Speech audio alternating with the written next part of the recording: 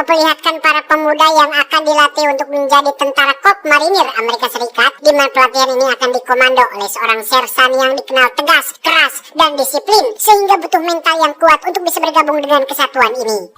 Because I am hard, you will not like me. And I just understand that.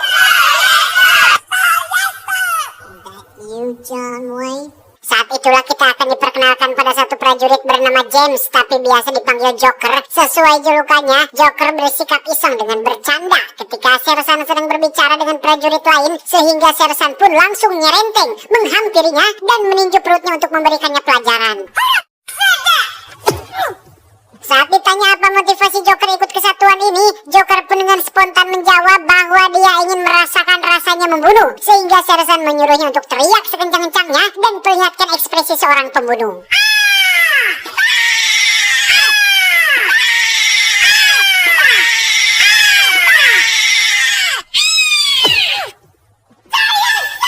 Dari sekian banyak calon prajurit, ada satu pemuda bernama Leonard yang bersikap cungah cangih alias senyum-senyum sendiri, nampak seperti menyepelekan dan merendahkan sersan, padahal tidak bermaksud seperti itu, sehingga sersan menyuruhnya untuk balem dan hilangkan senyuman itu dari wajahnya. Dan ya, Leonard ternyata adalah seorang pemuda yang mohon maaf bisa dibilang memiliki kecerdasan yang rendah, atau dalam bahasa ilmiahnya biasa disebut dengan geblah-gebloh atau boloho. Namun sersan yang punya banyak pengalaman dalam menghadapi orang random tentu sudah punya cara tersendiri untuk mengatasinya. Salah satunya adalah dengan mencekik leher prajurit tersebut sampai hampir kehabisan nafas. Alhasil, cara tersebut sukses membuat Leonard kehilangan senyum manjanya selama berada di kesatuan ini. 2 minggu berlalu, mereka terlihat sudah bisa melakukan gerak jalan dan baris berbaris dengan rapi dan kompak, sampai sersan menyuruh mereka untuk angkat senjata dan letakkan di bahu kiri. Leonard lagi-lagi melakukan kesalahan fatal yang membuatnya harus mendapatkan sebuah hukuman.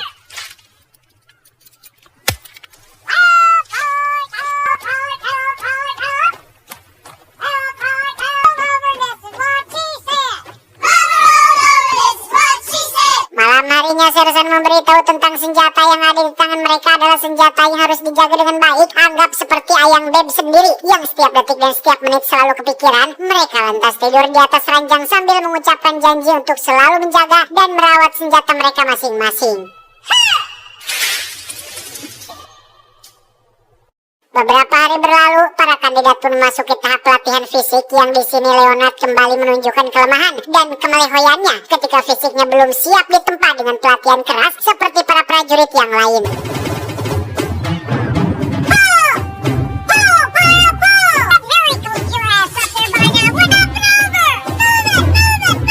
Alhasil, siapa yang direpotkan? Tentu saja adalah teman-teman seperjuangan Leonard yang dengan begitu solidnya membantu dan mendampingi Leonard untuk bisa menyelesaikan setiap tahap pelatihan fisik ini.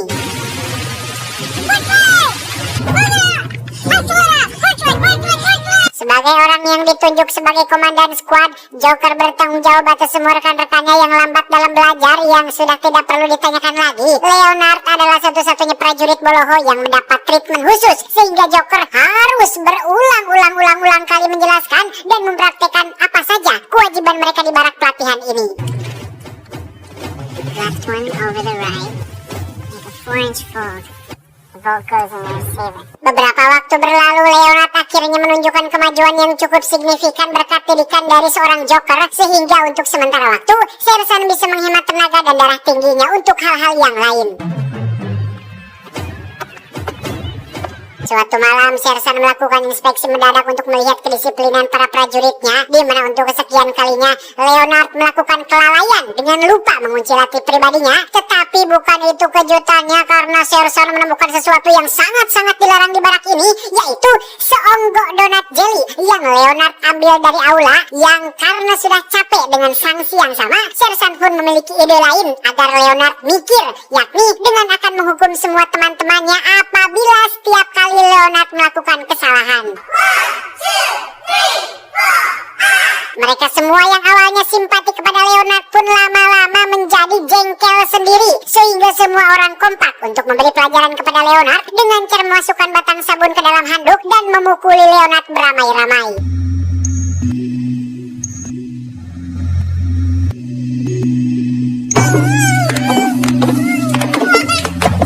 Sejak malam itu sikap Leonard tiba-tiba menjadi aneh dan sering bengong sendiri dengan tatapan mata yang kosong. Bahkan Joker sempat memergokinya berbicara dengan senjatanya, yang hal itu cukup menimbulkan pertanyaan tersendiri tentang apa yang sudah terjadi kepada si Leonard ini.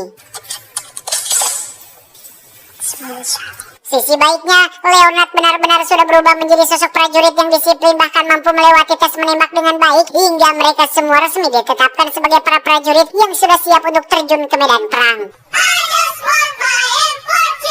Today, you are Marine. Coming, ladies. Kill, kill, kill. You'll all be able to do the same thing. Suatu malam ketika semua orang sudah tidur, Joker benar-benar terkejut oleh sosok Leonard yang sedang duduk sendirian di toilet sambil memegangi senjata miliknya, di mana dia tiba-tiba berteriak sambil melakukan gerakan disiplin hingga membuat semua orang bangun dari tidurnya.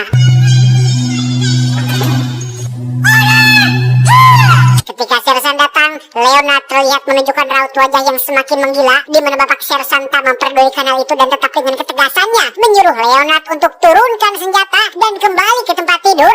Tapi tiba-tiba,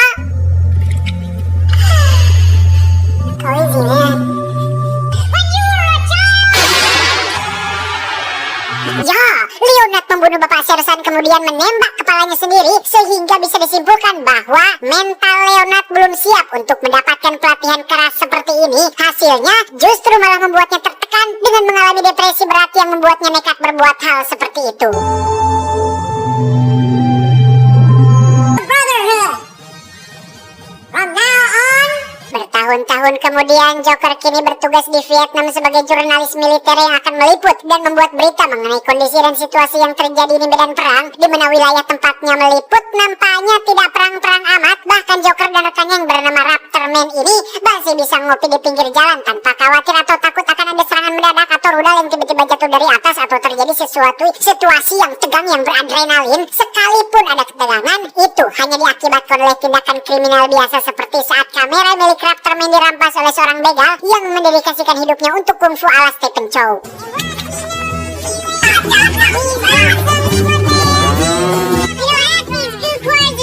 Joker dan Raptorman pun kembali ke markas untuk mengikuti rapat bersama atasannya, yang di situ beliau atasannya menyuruh Joker untuk membuat sebuah berita yang dramatis agar seluruh dunia yang membaca berita tersebut menganggap bahwa di Vietnam sedang terjadi gonjang-ganjing perang yang luar biasa hebatnya, penderitaan yang tidak ada henti-hentinya, pertumbuhan darah yang seolah terjadi hampir setiap hari, sehingga kedatangan Amerika ke sana menjadi atau seolah menjadi ada gunanya bak pahlawan yang datang untuk membantu. Joker, I've told you we run two basic stories. Faktanya, situasi di Vietnam tidaklah separah itu. Orang-orang pribumi di sana justru malah santai-santai saja menjalani aktivitas mereka secara normal. Yang riuh dan ribet sendiri justru malah tamu dari luar, yakni tentara Amerika sendiri. Sehingga Joker yang menyadari propaganda ini pun sempat menolak untuk mendramatisir cerita di dalam beritanya. Namun karena ini adalah perintah atasannya, dan atasannya atas perintah dari bosnya, dan bosnya atas perintah dari pemerintah, dan pemerintah atas perintah dari oknum-oknum pemimpin yang tidak bertanggung jawab dan hanya mementingkan kepentingan dan keuntungan pribadi. Alhasil, Joker yang hanya seorang bawahan dan tak punya power pun hanya bisa manut-manut saja dengan perintah atasannya tersebut. Tepat pada malam perayaan kembang api terjadi ketegangan saat tentara Vietcong menyerang markas mereka. Entah Vietcong atau hanya akal-akalan mereka saja, tetapi Joker terpaksa melepaskan peluru full metal jaketnya untuk membantu rekan-rekannya mencegah musuh memasuki markas ini.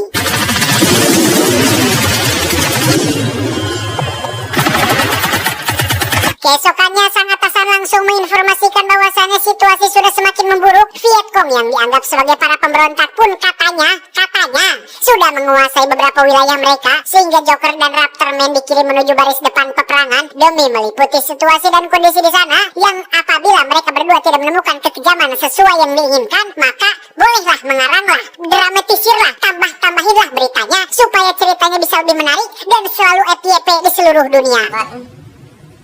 How's it gonna look if you get killed where?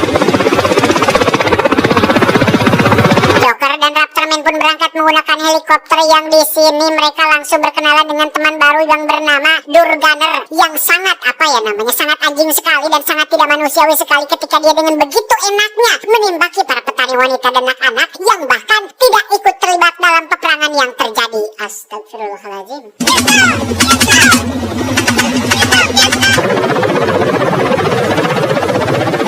Setelah turun di titik aman pendaratan, Joker masih harus berjalan kaki menuju garis depan yang di situ dia sempat teralihkan oleh penemuan beberapa mayat warga lokal Vietnam yang katanya sengaja dibantai oleh pasukan NVA atau North Vietnam Army, di mana sebagian besar mayat-mayat ini adalah para pegawai sipil seperti guru, kades, petugas pajak, dan lain-lain. Tak lama, seorang komandan di wilayah ini pun menghampiri Joker untuk bertanya tentang apa maksud Joker menggunakan helm bertuliskan Born to Kill tapi memakai pin berlambang perdamaian. Menurutnya kedua hal tersebut sangat kontradiktif alias bertolak belakang, sehingga Joker diperingatkan untuk jangan main-main dan seriuslah dalam menjalani tugas sebagai seorang prajurit.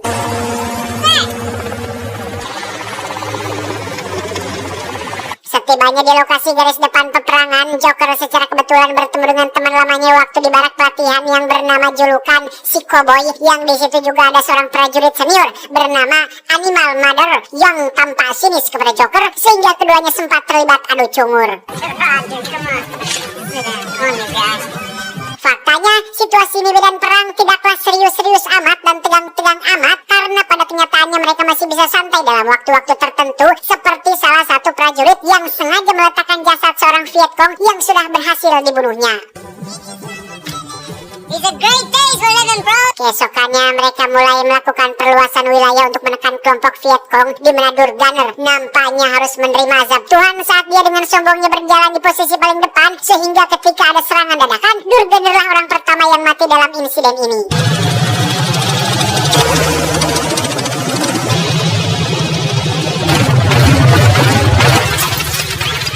Rupanya musuh saat ini berada di dalam sebuah gedung kosong, sehingga dengan jumlah dan persenjataan lengkapnya, Joker dan kawan-kawan berhasil memukul mundur kelompok Vietcong tersebut.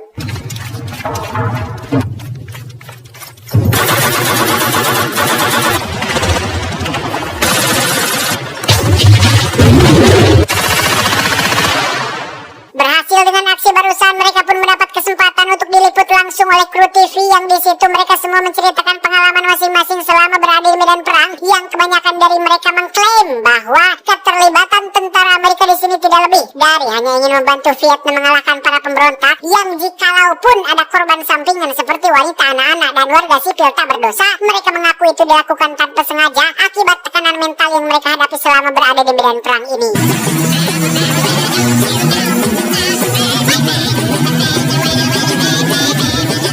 Dan ya, dalam waktu senggang dan hitung-hitung merayakan keberhasilan, para prajurit ini terbiasa memanfaatkan waktu singkat tersebut untuk melepaskan hormon-hormon jangar di kepala mereka dengan cara mengundang seorang perempuan asli Vietnam untuk sesuatu yang pasti Anda semua yang menonton sudah paham lah. Inilah jeleknya negara barat, mereka memiliki suatu kebiasaan buruk yang sulit dihilangkan. Niat mereka kesini adalah untuk membantu warga sipil memerangi pemberontakan dan demi keadilan dan membela kebenaran. Alangkah baiknya apabila niat baik tersebut diiring dengan perilaku yang baik juga, tetapi kembali lagi, itu hak mereka, kehendak mereka. Tapi ingat, ada zat yang tidak pernah tidur dan selalu memperhatikan dan melihat apapun yang kita lakukan. I won't be long.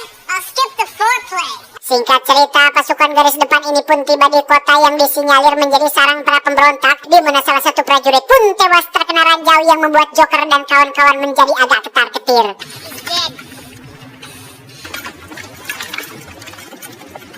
Satu prajurit bernama Samsul pun dikirim sendiri untuk maju dan memeriksa lokasi, di mana hal itu adalah sebuah ide yang buruk setelah Vietcong melakukan serangan, yang sisi baiknya membuat Joker dan kawan-kawan mengetahui di mana posisi musuh bersembunyi saat ini.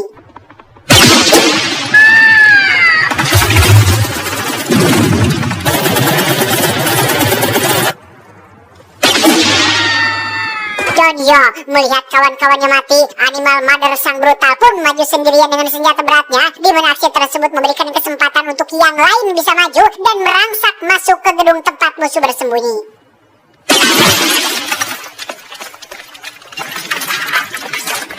Saat sedang menghubungi pusat itulah, Cowboy yang merupakan sahabat Joker pun harus tewas tertembak, sehingga mereka tidak memiliki pilihan lain selain maju dan menyerang tanpa adanya bala bantuan yang akan datang.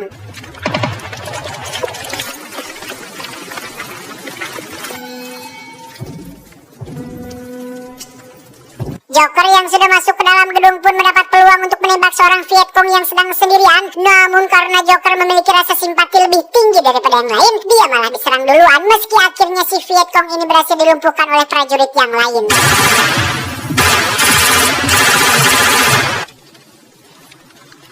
Dalam detik-detik sakaratul mautnya si Vietcong yang seorang perempuan pun sempat memanjatkan doa dan meminta mereka semua untuk segera akhiri hidupnya. Dan orang yang ditunjuk untuk melakukannya adalah Joker, yang meski ingin menyelesaikan masalahnya secara damai dan baik-baik, namun fakta di lapangan mengharuskan dia menjadi monster pembunuh yang tidak memiliki rasa kasihan sedikit pun. Setelah keberhasilan barusan, Joker dan kawan-kawan pun terus maju menekan kelompok Vietcong. Namun pada akhirnya mereka harus kalah sesuai yang tertera dalam sejarah. Mamam. Tamat, ending yang cukup membagongkan.